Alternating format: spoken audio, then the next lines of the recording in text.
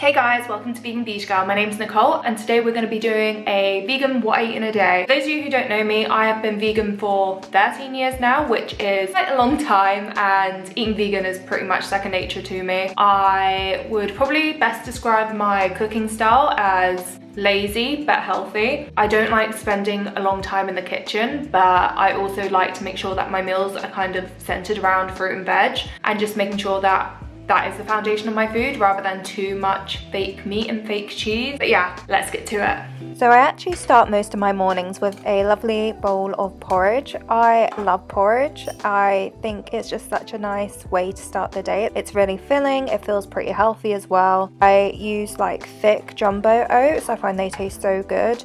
And I'll use like non-dairy milk, chia seeds, because they're great for omega-3, and I'll use a syrup as well just to add a bit of sweetness. I also find it really important to cook it on the stove top. I know some people do porridge in microwaves and I know it's quicker, but it just does not taste as good. I really love pippa nut spreads. This cashew one's really nice. It is a bit at the bottom, like at the top it's a lot more like drizzly compared to what you get at the bottom of their tubs. Then I go in with some Alpro yogurt. I particularly like adding yogurt to my porridge once the weather's a little bit warmer. I think it just adds a bit of freshness. I like to add granola to my porridge because I do enjoy granola, but it's too expensive for me to like make a meal of it. And then we have this like apple topping I made the other day. I sliced up some green apples. I added cinnamon, some sugar and some orange juice and just roasted that in the oven for maybe like 30 minutes. It just makes a really tasty porridge topping that makes it taste a bit like apple crumble.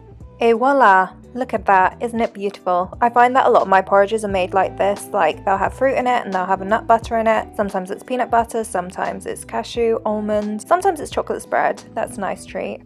I probably have about like 3 coffees a day, and all of them between 7 a.m. and 2 p.m. Sometimes I have more. I don't really limit myself. I have mine black, no sugar, no milk, and I always make sure to buy fair trade. I usually get mine from the Co-op or M&S. I am pretty bad at taking my vitamins, but when I do, it's always these ones from Holland & Barrett. They're like labelled vegan right at the front, as you can see. They're just formulated with vegans in mind, like what we might be missing out on, and obviously with vegan ingredients too. I pretty much always have a bar of Bourneville in my drawer, which I snack on. I find that normally like 1 or 2 pieces does me pretty well. Oh my god, this is one of my favourite things at the moment, this tomato and basil soup from M&S. I recently discovered it and I love it. I've just, over the years, struggled to find many tomato soups which are vegan that you can just like pour out of a tin, put in the microwave. It costs like £1.05p, which is probably a crazy markup, but it's affordable and it fits perfectly in that mug as well. Did you see that? I don't know, I just struggle quite a bit with vegan soups in supermarkets, so if you've got any like glowing recommendations, please let me know down below. I also struggle in London just because all the shops around me are small shops rather than big ones. I also have really nice bakery bread here from M&S. I decided to treat myself when I was getting the soup. I don't normally like have bougie bread, so I love to dip my bread in my soup like most people do, and I really like having soup out of a mug rather than out of a bowl. I think there's something just really comforting and satisfying about having a mug of soup. I don't know, is that just me?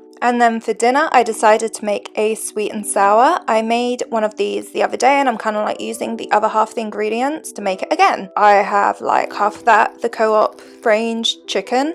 I have this M&S sweet and sour jar, chopped up some red peppers. I have some spring onions. It's all going in a pan. That's sesame seed oil that I'm using there, and the spring onions go in with the peppers. I find this dish is just a really nice way of getting a lot of like healthy veg in. I also just love sweet and sour. Like if I'm ordering takeaway, this is one of my favorite meals, so it's nice to try and make it at home. Although this isn't like super healthy, it's going to be healthier than something I order online. I wouldn't really say that I particularly rate this Co-op chicken. It's fine, but like the shape of it, I don't really like the strips. I'd rather have something a bit chunkier.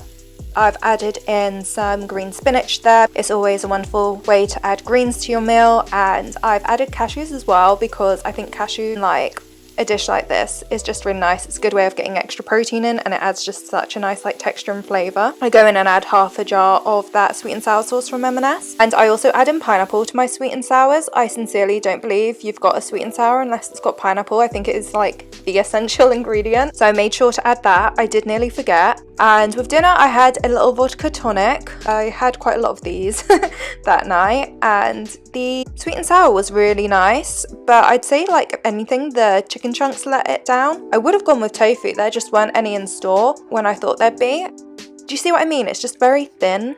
I'm not that keen on those, but it was alright. Thank you guys so much for joining me. I hope you enjoyed this video. It was really fun sharing all these recipes with you guys. If you are new around here, don't forget to hit like and subscribe. If you really enjoyed this video and like seeing what I eat in a typical day, I have like 50 videos over on TikTok. Those are all under 60 seconds, which is why it's been so nice to do this video, so I can go a bit more in depth over like the foods I eat and my cooking and stuff. I want to thank all of my patrons for making this video possible. If you are interested in supporting this channel as well, please head over to my Patreon page where you can sign up for as little as £2 a month, which is kind of like the cost of a magazine subscription. So if you do enjoy the content I create, I'd really appreciate the support. Those who are able to support Vegan Beach Girl help keep all this content free for everyone who can't. So thank you again to the patrons. Hope you have a lovely day. Until next time, bye.